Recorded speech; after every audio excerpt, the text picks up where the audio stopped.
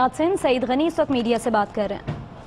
Peoples party کی قیادت کے نام الزامات کی بنیاد پر ECL میں آ سکتے ہیں، تو وزیر اعظم عمران خان صاحب کی بہن صاحبہ جن کی ایک کے بعد ایک پراپرٹی جو ہے وہ سامنے آ رہی ہے، اور مجھے اندازہ ہے کہ شاید کچھ اور پراپرٹیز بھی سامنے آئیں گی، اور یہ بھی اطلاعات ہیں کہ انہوں نے کچھ پراپرٹیز یہ معاملات جب سامنے آ رہے تھے تو بیچی بھی ہیں، وہ جب سب سامنے آئیں گی تو اس سے توجہ ہٹانا چاہتے ہیں۔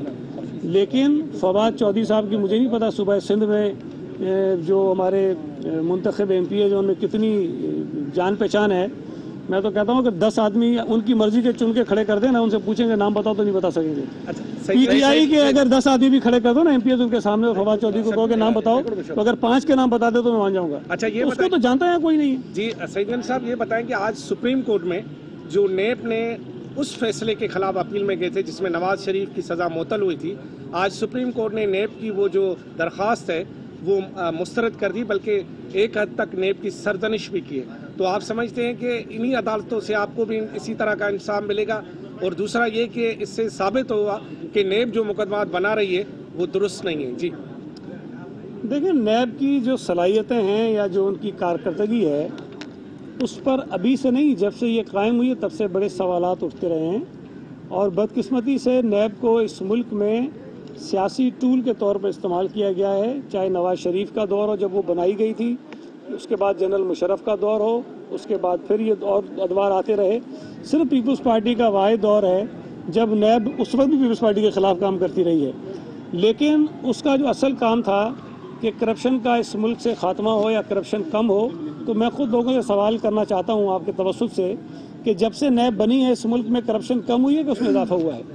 اگر جواب یہ ہے کہ کرپشن میں اضافہ ہو رہا ہے تو یہ سب سے بڑا واضح ثبوت ہے کہ نیب جو ہے وہ ناکام ہو رہی ہے، اور اس کے جو اصل مقاصد تھے بنانے کے کہ اس ملک میں کرپٹ لوگوں کے خلاف کارروائی ہو وہ تو نہیں ہو رہی ہے۔ سیاسی انتقامی کارروائی کے طور پر جو ہے وہ نیب کو استعمال کیا جا رہا ہے، اور آج کی حکومت بھی میں سمجھتا ہوں کہ وہ نیب کو ایک اعلی کار کے طور پر استعمال کر رہی ہے۔ سعید غنی صاحب، جیسے ECL کا تھا سپریم کورٹ کا معاملہ، اس میں قانونی ماہرین کا کہنا ہے کہ اورل آرڈر کورٹ آرڈر نہیں ہوتا۔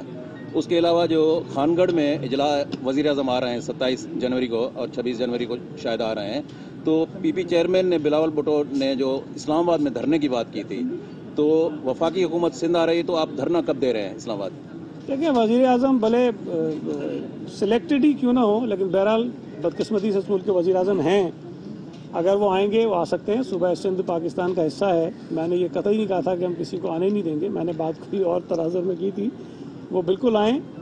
لیکن جو دوسری بات آپ نے کہی کہ سپریم کورٹ کا جو فیصلہ ہے، جو ماہرین بات کر رہے ہیں، وہ چلیں بات کسی حد تک ٹھیک ہوگی کہ ریٹن ججمنٹ آنی چاہیے، لیکن ہمارا اعتراض تو یہ ہے کہ JIT نے اپنے اختیارات سے تجاوز کیا، اور یہ میں نہیں کہہ رہا ہوں، چیف جسٹس آف پاکستان نے بھی کہا۔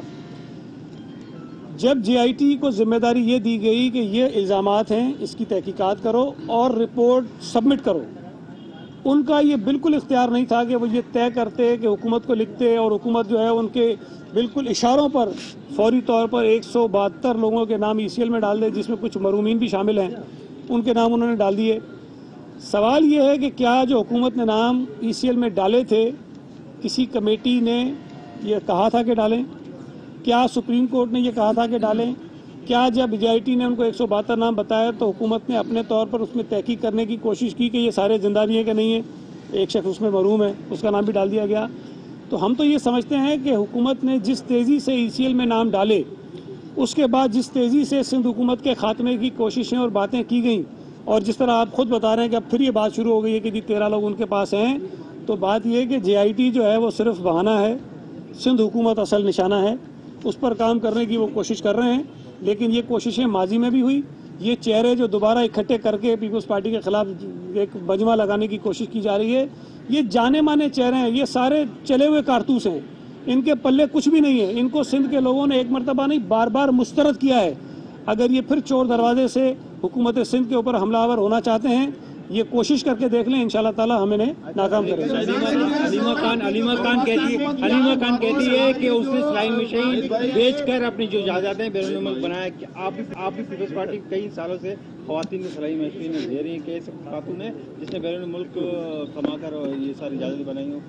دیکھیں، ہمارا سوال یہ ہے کہ علیمہ خان صاحبہ نے پراپرٹیز بنائی، ممکن ہے मुमकिन है कि उन्होंने जायज़ आमदनी से बनाई हो, लेकिन अगर आमदनी जायज़ है तो उसको छुपाने की क्या ज़रूरत थी? पाकिस्तान में जो उनके एसेट्स की डिक्लेरेशन थी उसके अंदर क्यों उन्होंने डिक्लेयर नहीं किया? अगर उनकी आमदनी जायज़ है तो मैं समझता हूँ कि और भी जो प्रॉपर्टीज उन्होंने बेच दी हैं वो भी बता दें।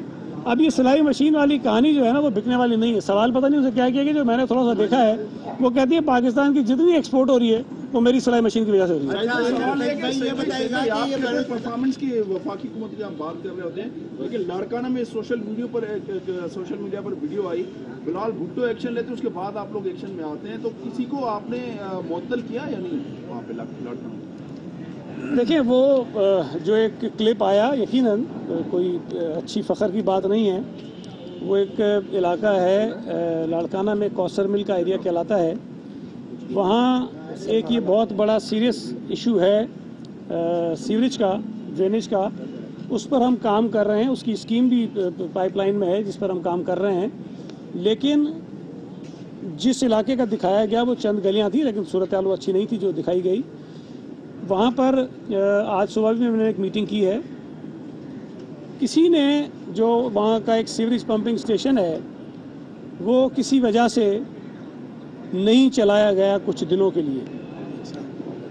अब मैं इस बात की तह तक पहुँचना चाहता हूँ, इंक्वायरी कर रहे हैं आप इसकी, कि वो सीवरेज का पंप जो है वो क्यों नहीं चलाया गया, उसके पीछे क्या रीजंस थे। मैं कर रहा हूँ ना। देखें बात ये है कि एक सीवरेज का पंप है वो चलता है, उसके बाद वो पानी वहाँ से निकल जाता है, और अभी जाकर देखें वो सूरत हाल वो नहीं है जब वो पंप हमने चलवाए हैं। लेकिन सवाल ये पैदा होता है कि वो पंप बंद क्यों हुआ और किसके इशारे पर हुआ, उसके मकासद क्या थे। देखिए पहली बात तो ये आप सबके इल्म में है, मौसम ज़रूर थोड़ा सा बेहतर कराची में हो गया है, लेकिन बदकिस्मती से बारिशें फिर भी नहीं हुई हैं। और बारिश ना होने की बिना पर हब डैम की जो सूरत हाल है वो बिल्कुल ज़ीरो पर है। जो 100 MGD पानी डिस्ट्रिक्ट वेस्ट को हब के ज़रिए मिलता था वो बिल्कुल नहीं मिल रहा है। डिस्ट्रिक्ट वेस्ट को जो थोड़ा बहुत पानी देने की कोशिश की जा रही है उसकी वजह से वो इलाके मुतासिर हो रहे हैं जिसका आपने जिक्र किया। और बिल्कुल मैं इस बात को एक मरतबा नहीं कई मरतबा असम्बली के फ्लोर पर भी मान चुका हूँ। ये सूरत हाल आज भी है। हम कोशिश कर रहे हैं कि किसी तरह से चीज़ों को ठीक करें, लेकिन पानी की किल्लत है और बदकिस्मती से ये शायद कुछ अर्सा और रहेगी जब तक हमारी 100 MGD की जो पंपिंग स्टेशन है दावेजी की वो कंप्लीट हो जाए, वो शुरू हो जाए, और उसके बाद आगे चल के हम जो 65 MGD का काम कर रहे हैं। मीनवाइल हम कोशिश कर रहे हैं कि जो कराची में पानी की लीकेजेज हैं जिसकी वजह से पानी ज़ाया होता है उसको दुरुस्त करें।